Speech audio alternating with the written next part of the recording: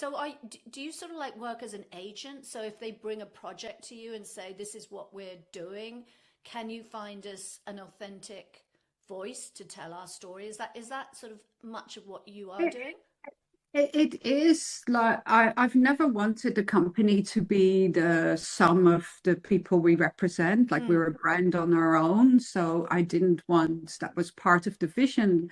I have the roster of directors that I believe in, and I will truly know through and through, and I know how to sell them and what projects they're good for. But then we also have a tone of voice, and we also add, I think producers are as important in that mix of making successful work. And what we choose to do and how we choose to tackle it and what we stand for. So yeah, a point of when I really learned that, I knew always, and that's why I started Lief, that I wanted that tone of voice to be really clear, so then people know it builds itself, right? If you do it well and you stay true to your values, which I've always done. I can't help myself. yeah, yeah, yeah. and and when I really knew about that was working on its own without big marketing or without having to be fearful that I needed to do something else as well to get working, was when a few years ago, Wieden and Kennedy Amsterdam were developing the launch of Nike in Saudi Arabia. Oh, yes.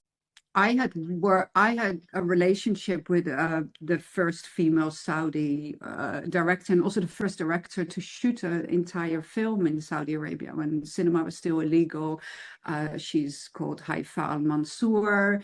Mm, I have many like author filmmakers, as all hopefully good like producers have in a contact yeah, book where you don't necessarily need to put them on a roster. They have a multi-talented career, but you could do something with them with brands if the yeah. right project comes Can you along. talk a little bit about that in Mm, particular? Because I was reading that, it was so successful in providing, and basically it was providing opportunities, wasn't it, for girls in Saudi Arabia to introduce them to yeah, sport and give them the confidence, and it there were like 37 million hits or something on social media and YouTube. huge. So it was an Yeah, incredibly successful huge. campaign. Well, it could have gone either way. It went through. So Wieden Kennedy called me, even though Haifaa was not on my roster, and said, "Well, we have this project. Would you know how to reach Haifaa? Because Haifaa doesn't at the time didn't have social media and stuff like that." And it was like, "Would you know?" So that gave me like insight that they have this project that needs a Saudi director, not calling someone in Saudi Arabia, they're calling me, which Mm, is like, then, that's quite, and they were right to, because actually I do know Haifa and I had worked with her before. So I called her, she was obviously thrilled, but also had not done advertising before. So you have to kind of accommodate the process both ways. yeah, yeah. I was going Uh, to ask you a little bit about that Margot, yeah, because with some of these directors, they're perhaps not used to working with brands, and it puts a lot of responsibility, doesn't it, on your shoulders to make the job go smoothly, but yeah. also to protect the director and and the creative. And the How brand, and really. the brand, yeah, very Yeah, importantly, because obviously they're paying for it.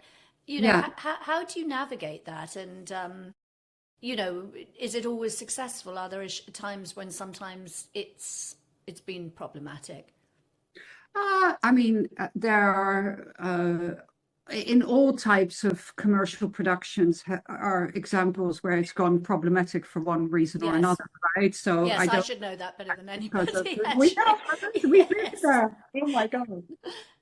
Somehow crawled out the other side. But yes, um, I think my taste and curation goes towards what our author filmmakers who operate within an ecosystem of having many stakeholders to get their work made. They're not the big commercial behemoths that, well, they are used to having stakeholders within studios, within sales companies, within soft funding grants, writers' labs, film festivals, it's at the heart of what they do is Mm. collaboration.